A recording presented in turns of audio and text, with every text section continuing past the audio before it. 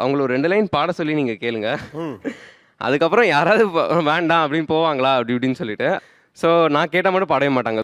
ஒரு சனம் தூங்கிருச்சு, ஓத காத்தும் அடிச்சிருச்சு, பாவி மனோ தூங்க